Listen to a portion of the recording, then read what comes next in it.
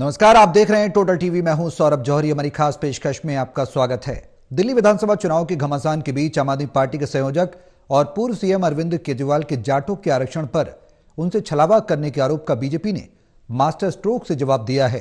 BJP सरकार ने हरियाणा के स्कूलों में 8वीं कक्षा में जाट शासक महाराजा सूरजमल की जीवनी और जाटों के इतिहास को पढ़ाने के आदेश जारी किए। गौरतलब है कि जाट दिल्ली के बाहरी क्षेत्र की 10 सीटों पर अपना प्रभाव डाल सकते हैं। इसके अलावा हरियाणा के साथ साथ यूपी और राजस्थान में भी जाटों का अच्छा खासा असर है। क्या बीजेपी का यह फैसला जाटों के लिए मास्टर स्ट्रोक माना जाए और हरियाणा सरकार के इस फैसले से क्या दिल्ली में जाट वोट सधेंगे, ये अहम सवाल है।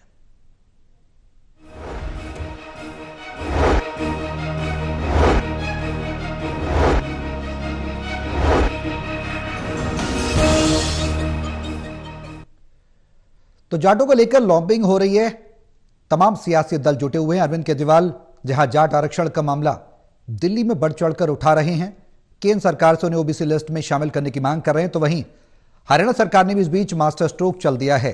मास्टर स्ट्रोक बड़ा है, क्या इसका दिल्ली की सियासत में असर पड़ेगा? हरियाणा के जाट जो है वो दिल्ली के जाटों को साथ पाएंगे और बीजेपी का एक कदम कितना कारगर साबित होगा? ये तमाम सवाल हैं जिनके जवाब तलाशने की कोशिश करेंगे। हमारे सहयोगी हमारे साथ मौजूद हैं। हिसार से asset editor doctor Mahesh Kumar हैं, पानीपत से एसेट एडिटर देवेंद्र कथुरिया हैं, वरिष्ठ पत्रकार वीरेंद्र सोई जी हमारे साथ चर्चा में बने हुए हैं। आप सभी के साथ मैं चर्चा को आगे बढ़ाऊं, लेकिन उससे पहले एक रिपोर्ट दिखाते हैं। रिपोर्ट देखिए, फिर करेंगे चर्चा की शुरुआत। मुहावरा बेशक हो नहले पर दहला, पर सियासत के मंझे हुए खिलाड़ी और सियासी शतरंज में दांव पर दांव चल रहे दिल्ली के पूर्व सीएम अरविंद केजरीवाल को बीजेपी ने मानो इस बार घेरे में ले लिया है। दिल्ली के विधानसभा चुनाव में भी आरएसएस हरियाणा और महाराष्ट्र वाली प्लानिंग कर चुका है। दिल्ली से सटे हरियाणा में तो बीजेपी ने सियासत का मास्टर स्ट्रोक खेल दिया है। प्रदेश में अब 8वीं कक्षा के पाठ्यक्रम में भरतपुर के महाराजा रहे जाट शासक महाराजा सूरजमल की जीवनी पढ़ाई जाएगी। गौरतलब है कि महाराजा सूरजमल ने अपने जीवन में 80 लड़ाइयां लड़ी थी, एक भी लड़ाई नहीं हारी। चूंकि हरियाणा के अलावा यूपी और राजस्थान में भी जाटों की अच्छी खासी तादाद है और दिल्ली के बाहरी इलाकों नजफगढ़, बिजवासन, मुंडका, नांगलोई और बवाना समेत 10 विधानसभा सीटों पर जाटों का असर है। इसलिए बीजेपी का ये मास्टर स्ट्रोक माना जा रहा है। जो केजरीवाल है अब बिल्कुल इलेक्शन सर पे है, डिक्लेयर होगी, डेट क्लियर होगी, अब उसको जाट याद आ गए। बीजेपी सरकार ने जाटों के लिए वो काम किया है जो आज तक के इतिहास में किसी भी सरकार ने नहीं किया है। 8वीं क्लास का जो सब्जेक्ट है उसमें महाराजा सूरजमल का पूरी जीवनी दे दी है, ताकि आने वाली पीढ़ी हमारी पढ़ती रहे। भाई महाराजा सूरजमल जी ने हमारे परिवार के लिए, 36 कौम के लिए क्या क्या कुर्बानी करी है। गौरतलब है कि हरियाणा में जाटों की आबादी 22% से कुछ ज्यादा है। इसलिए पार्टी ने बाकी 78% को साध कर जाटों को तीसरी बार सत्ता से बाहर रखा है।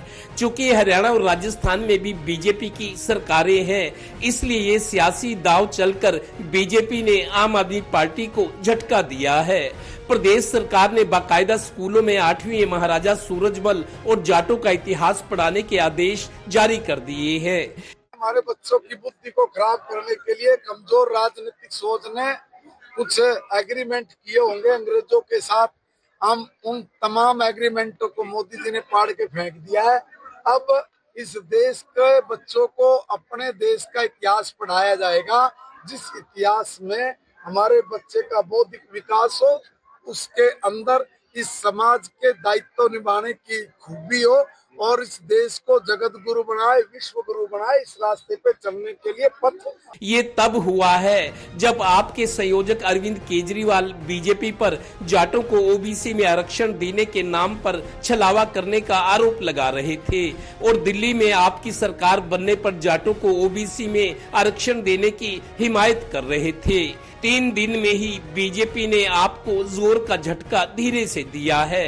देखना है केजरीवाल पैर में चुभा ये कांटा कैसे निकालते हैं। Haryana bureau, total news.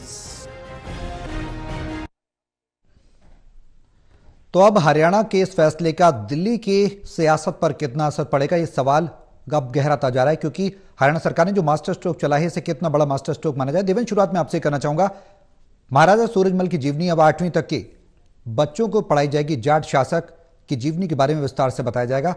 कितना बड़ा मास्टर स्ट्रोक इसे माना जाए, और केजरीवाल जो जाटों के आरक्षण को लेकर लगातार आवाज बुलंद कर रहे हैं दिल्ली विधानसभा चुनाव को लेकर, उसमें बीजेपी के लिए, बीजेपी की ओर से कितना बड़ा जवाब इसे कह सकते हैं? देखिए सौरभ, आज की राजनीति में, खास तौर पर चुनावी राजनीति में इस तरह की चीजें होती हैं। सुनो, आरोप का जवाब आरोप से दिया गया है। अब दरअसल जमाना बदल चुका है मेरे हिसाब से। मैं आपको एक उदाहरण देता हूं। जब हरियाणा के जाट नाराज हो रहे थे, बीजेपी डरी हुई थी कि जाट इस बार कह रहे थे कि खिलाफ वोट करेंगे, उन दिनों की बात है जब उपराष्ट्रपति जगदीप धनखड़ जी को बनाया गया था। तो मेरी कई जाटों से बात हुई, तो वो उनको ठीक था कि जगदीप धनखड़ को जाटों को खुश करने के लिए उपराष्ट्रपति बना दिया। लेकिन एक मेरे को ये बातचीत में मेरे को अंदाजा लगा, जिसने उनको कहना था कि सरकार तो खाली दिखाने के लिए ये है वो है, लेकिन एक किसी जाट कम्युनिटी के व्यक्ति ने, जिसमें मैं भी बैठा था और बात चल रही थी, उन्होंने कहा जी हम जाट तो तब भी खुश नहीं हो सकता, तुम भले ही राष्ट्रपति बना दो, जाट तो जाट है। जाट तो ना तो मुगलों से दबा ना अंग्रेजों से दबा, हमने उनकी ऐसी की तैसी कर दी थी। ये उसकी टिप्पणी थी। उसका ये कहना था कि उपराष्ट्रपति की आप राष्ट्रपति भी बना दो, जाट तो एक ऐसी कौम है जो तय कर लेती है वो करती है। तो उन्होंने एक उदाहरण दिया कि जब मुगल आए थे इस देश में या अंग्रेज आए थे, हम तो उनसे भी नहीं दबे, उनसे भी हमने मुकाबला किया। तो लिहाजा बीजेपी को लेकर उनकी प्रतिक्रिया थी। लेकिन ये अब थोड़ा सा बदलाव मैं जरूर देख रहा हूं। अभी एक जो इस स्टोरी में, एक रिपोर्ट में हमने एक दिखाया, एक जाट चौधरी थे, वो भी जाट है। वो कह रहे हैं कि बीजेपी ने जितना कुछ किया है जाटों के लिए और किसी सरकार ने किया, ये तो खाली चुनावी बात है। जब 2-4 दिन, थोड़े दिन चुनाव के लिए रहेगी तो केजरीवाल को अब जाट याद आए हैं। लिहाजा मेरे को लगता है हालांकि बीजेपी के खिलाफ जाट रहे हैं हरियाणा में भी और जगह भी, लेकिन बीजेपी सरकार ने जिस तरीके से तीसरी बार हरियाणा में रिपीट हुई है, मोदी सरकार आई है, कुछ जाट अब उदारता दिखा रहे हैं। जाट ये सोचकर भी बीजेपी की अब थोड़ा सा हिमायत करने लगे हैं कि हाँ हमारे बच्चे मेरिट पर नौकरियों में लगे हैं। बहुत सारे, पानीपत का एक नोलथा गांव है, विधानसभा चुनाव में मैं गया, वहां उन्होंने ये कहा कि इस गांव में 150 बच्चों की सरकारी नौकरी लगी है, नहीं तो पहले पैसे देकर या पर्ची से, सिफारिश से नौकरी लगती थी। इस सरकार की ये तारीफ करनी होगी कि मेरिट पर हमारे बच्चों को नौकरियां मिली है। गांव में खूब नौकरियां लगी है मेरिट के आधार पर, जिनकी हिस्सेदारी पहले बहुत कम थी। ये बात मानने वाली है। जाट कम्युनिटी के लोग मानते हैं कि नौकरियों में उनके बच्चे, गांव के बच्चे अब नौकरियों में लगे, इसलिए बीजेपी की जय भी बोल रहे हैं, बीजेपी की तारीफ भी कर रहे हैं। लेकिन ये भी सच है कि सारे जाट कम्युनिटी के लोग ऐसे नहीं है। अलग अलग कारणों को लेकर उनमें तलखी भी है। उनमें तलखी है कि जिस तरीके से बीजेपी ने चुनावी रणनीति बनाई कि गैर जाट को बढ़ावा दो, जाट को एक तरफ रखो, मतलब चुनावी राजनीति में सारे दांव चले जाते हैं। जिस तरीके से दांव केजरीवाल ने चला कि जाटों से छलावा हुआ है, ओबीसी में रख दिया, उनको कहा आरक्षण देंगे, आज तक आरक्षण नहीं मिला, उसका जवाब बीजेपी ने अपने मास्टर स्ट्रोक से दिया है। तो ये जो मास्टर स्ट्रोक की बात है, देखिए चुनाव के टाइम ये सारी चीजें होती है, इसमें ज्यादा असर पड़ेगा मैं नहीं मानता। अब समय बदल गया है, लोग शिक्षित हो गए हैं, जागरूक हो गए हैं, उनको पता है कि नेता जो बोलते हैं वो कितने वायदे पूरे करते हैं, नेता भी छलावा करते हैं। चुनावी राजनीति में बहुत सारी ऐसी चीजें होती हैं। लिहाजा जाटों के लिए एक मौका जरूर है कि तारीफ करें कि हाँ महाराजा सूरजमल को जाट पूजते हैं कि हमारे बहादुर थे, अंग्रेजों से लड़ाई लड़ी, उन्होंने 80 लड़ाइयां लड़ी, एक लड़ाई नहीं हारी। बहादुर कौम है ये, लड़ने वाली कौम है, जो ठान लेती है वो करके दिखाती है। तो उनको शायद थोड़ा सा तसल्ली जरूर पुचकारने की कोशिश है कि महाराजा सूरजमल, जिनको एक अपना ताकतवर राजा, अपना इतिहास मानते हैं, सरकार अब सिलेबस में उसको जगह देने जा रही है। एक अच्छा कदम तो सरकार ने उठाया, बाकी देखते क्या होता है। महेश, क्या लग रहा है इस फैसले के बाद?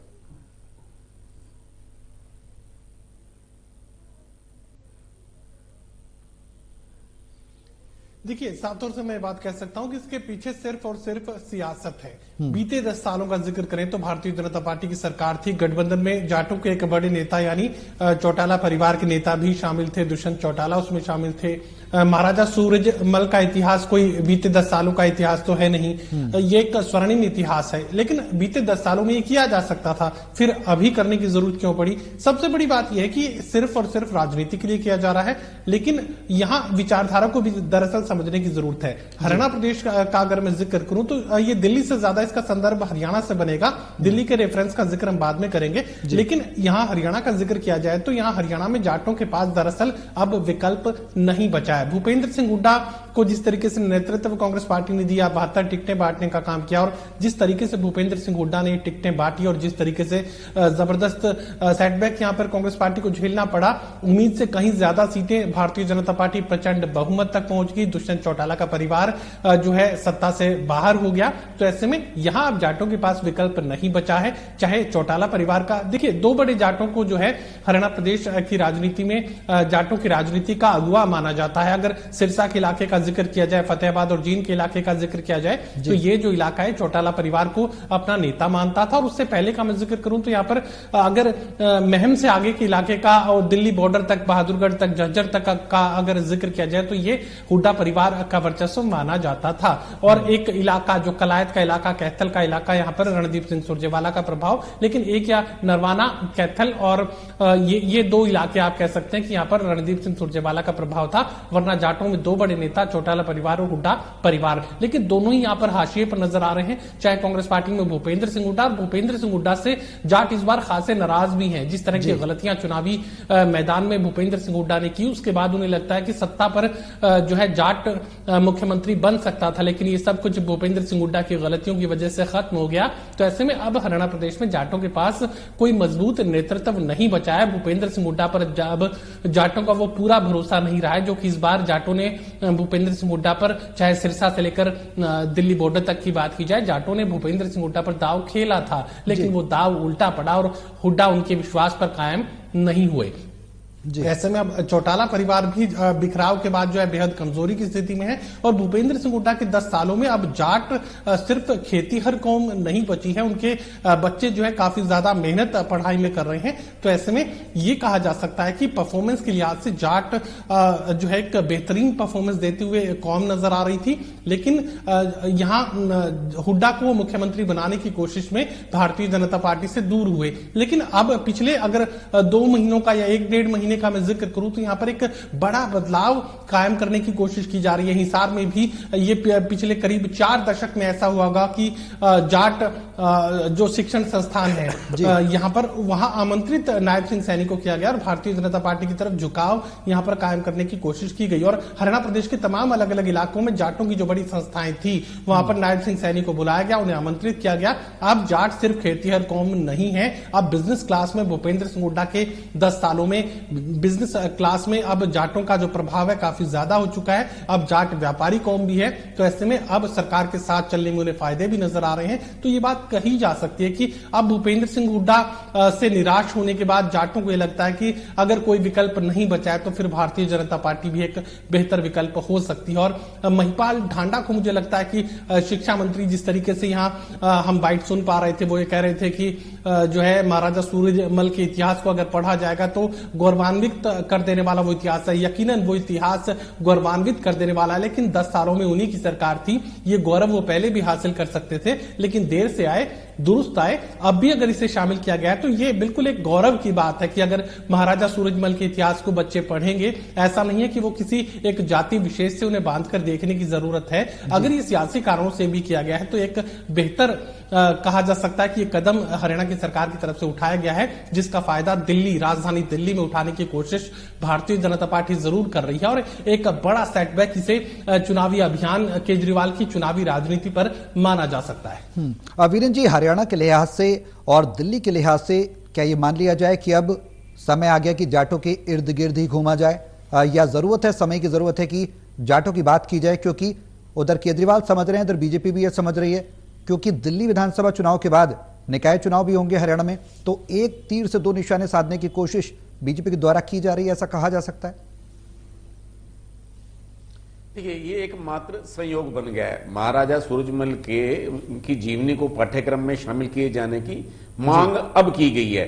देखिए, पहले बात ठीक है कि अब चाहती तो भारतीय जनता पार्टी पहले भी कर सकती थी, लेकिन ये मांग अब की गई है। तो सरकार ने ये कहा है कि स्कूल शिक्षा पाठ्यक्रम में तो सरकार का अधिकार है, सरकार शामिल कर सकती है, लेकिन जो 10वीं की और 12वीं की कक्षाएं हैं उनमें सीबीएसई का पाठ्यक्रम लागू होता है, वो एनसीईआरटी से लागू होता है, वो पाठ्यक्रम चुनता है, तो उसके अंदर ये तो केंद्र सरकार का विषय आ जाता है, एनसीईआरटी का विषय आ जाता है, उसमें राज्य सरकार का कोई दखल नहीं है। तो इसलिए राज्य सरकार ने 8वीं कक्षा तक यानी मिडिल तक जिसका पाठ्यक्रम राज्य स्कूल शिक्षा बोर्ड तय करता है, सरकार के स्तर पर तय होता है, तो उसमें इसका जीवनी को पाठ्यक्रम में शामिल किए जाने की स्वीकृति दी गई है। तो इसलिए ये बात तो देखो, और चुनाव है, और चुनाव के साथ संयोग बन गया, और ये बात भी ठीक है कि इससे जाट कितने प्रभावित होंगे ये तो समय बताएगा, लेकिन इस तरह जिस तरह से दिल्ली के अंदर अरविंद केजरीवाल जाटों को आरक्षण की बात कर रहे हैं, तो उससे इस विषय को जोड़ा जा रहा है, और स्वाभाविक रूप से जब ये चर्चा आएगी तो भारतीय जनता पार्टी इसको बुनाने का प्रयास भी करेगी। भारतीय जनता पार्टी के नेता जिस तरह अभी कह रहे हैं, तो एक विषय तो अवश्य बनेगा, लेकिन जाट इससे कितना प्रभावित होंगे। देखिए, ये महाराजा सूरजमल हिंदू हृदय सम्राट थे, ये एक जाति विशेष तक सीमित नहीं थे, हिंदू हृदय सम्राट होने के कारण भी उनका एक अपना प्रभाव है। और भारतीय जनता पार्टी की सरकार जो है, जितने भी हमारे महापुरुष हैं उनकी जयंतियां मना रही है, उनके जो जीवन चरित्र है उनको पाठ्यक्रम में शामिल करने की बात है, गीता जयंती भी मनाई जा रही है। और जहां तक देखिए दिल्ली विधानसभा चुनाव की बात है, इसका कितना असर पड़ेगा ये कहना तो भी जल्दबाजी है। देखिए, ये बात है कि जाट समाज अगर चाहता है तो वो सत्ता में भागीदारी चाहता है, वो सत्ता चाहता है, इसके अलावा उसको कुछ लेना देना नहीं है। लेकिन एक बात है कि प्रभावित करने की बात तो है, भारतीय जनता पार्टी के नेता ये दावा भी कर सकते हैं और ये प्रमाणित भी कर सकते हैं कि भारतीय जनता पार्टी इस समाज के हितैषी है, इस समाज के बारे में सोचती है, और भारतीय जनता पार्टी तो सबका साथ सबका विकास की बात करती है, एक जाति विशेष तक तो सीमित है नहीं। लेकिन जब भी टिकटों का वितरण होता है या जो नियुक्तियां होती हैं या पार्टी के पद दिए जाते हैं, वो जातीय आधार पर दिए जाते हैं, वोट गणित के हिसाब से दिए जाते हैं, तो उसके अंदर एक दृष्टिकोण तो बनता है। तो भारतीय जनता पार्टी जाट समाज के अंदर अपनी पैठ बनाने का इस दिशा में आगे बढ़ सकती है, वहां के उनके नेताओं को, वहां के मतदाताओं को यह विश्वास दिला सकती है। तो इसलिए भारतीय जनता पार्टी के हाथ एक सकारात्मक पहलू तो लगा है, लेकिन जो दूसरे दल हैं वो इसको किस रूप में लेते हैं, मतदाता किस रूप में स्वीकार करते हैं, ये चुनाव परिणाम बताएंगे। देवेंद्र, जो तैयारी हम देख रहे हैं, हरियाणा के तमाम दिग्गज नेता दिल्ली में जाकर मैराथन तैयारियां कर रहे हैं, लॉबिंग कर रहे हैं और दिल्ली को साधने की कोशिश कर रहे हैं हरियाणा से। सवाल ये कि जाट जो दावेदार हैं नई दिल्ली सीट से, वो प्रवेश वर्मा है, वो भी जाट नेता हैं, और बीजेपी ने दिल्ली में पहले सीएम जो बनाए थे वो उनके पिता साहेब सिंह वर्मा को बनाया था। तो जाटों को लेकर कहीं ना कहीं बीजेपी संवेदनशील नजर आ रही है, वो चाहती है कि जाटों का वोट ना खिसके, और इसी को लेकर ये जुगत हो रही है, ऐसा कह सकते हैं। देखिए सौरभ, जाटों का जो मसला है मैं ये बताता हूं, जैसे हरियाणा में हमने देखा जाट कम्युनिटी को खुश करने की सरकार ने, बीजेपी संगठन ने बहुत कोशिश की है, टिकटें भी दी उनको, लेकिन जो उनकी नाराजगी रही है उनको पूरी तरह से तो अभी भी साधा नहीं जा सका। दिल्ली की जहां तक है, हमें ये भी याद रखना होगा कि दिल्ली में अगर चुनाव हो रहे थे, लेकिन अरविंद केजरीवाल हरियाणा से आते हैं, वो जानते हैं, जैसे बीजेपी के खिलाफ या बीजेपी सरकार या संगठन के खिलाफ या बीजेपी के नेताओं के खिलाफ हरियाणा में एक जाट कम्युनिटी के लोग रहे हैं। चूंकि वो खुद हरियाणा से आते हैं, तो वो शायद उन्होंने एक ये मुद्दा छेड़ा। मैंने जैसा बताया कि हमने ये रिपोर्ट में दिखाया 10 सीटें जो बाहरी दिल्ली, जो दिल्ली के आसपास का इलाका है, जैसे 70 सीटें विधानसभा का चुनाव होना है दिल्ली में, उसमें जो बाहरी सीटें जैसे मुंडका होगी, नांगलोई, नजफगढ़, बवाना हो गया, और बिजवासन जो फार्म हाउस जो बहादुरगढ़ से अगर हम दिल्ली की तरफ चले तो उसके बीच का एरिया, बहादुरगढ़ से हम हाईवे से दिल्ली में जाइए, वो एरिया है जो दिल्ली के आसपास है। दिल्ली के आसपास एक तो गुर्जर बहुत रहते हैं, गुर्जर, आप गाजियाबाद चले जाओ, नोएडा चले जाओ, फरीदाबाद चले जाओ, सोनीपत के बॉर्डर एरिया में। इसी तरीके से जाटों का भी जो बाहरी एरिया है, जो जाट कम्युनिटी के लोग जो दिल्ली में नौकरी करते हैं, अपना काम करते हैं, कोई डीटीसी में, कोई डेसू में, ठीक है, वाटर डिपार्टमेंट में करते हैं, समय थोड़ा कम है देवेंद्र, मुझे यहाँ पर आपको रोकना पड़ेगा, समय थोड़ा कम है, उन्होंने अपना घर बना दिया। तो मेरा मतलब, ठीक है, केजरीवाल ने जाटों का मुद्दा उठाकर सियासी फायदा लेने की कोशिश की है, लेकिन बीजेपी ने जो फैसला लिया है, जो ये कदम उठाया है, मैं उसको मास्टर स्ट्रोक कहूंगा। इसका असर कितना है वो अब देखेंगे। ठीक है महेश और वीरेंद्र जी, मैं शॉर्ट में ही संक्षेप में चाहूंगा आपसे कमेंट। अब इस मास्टर स्ट्रोक का क्या कोई और काउंटर निकल कर आएगा? महेश।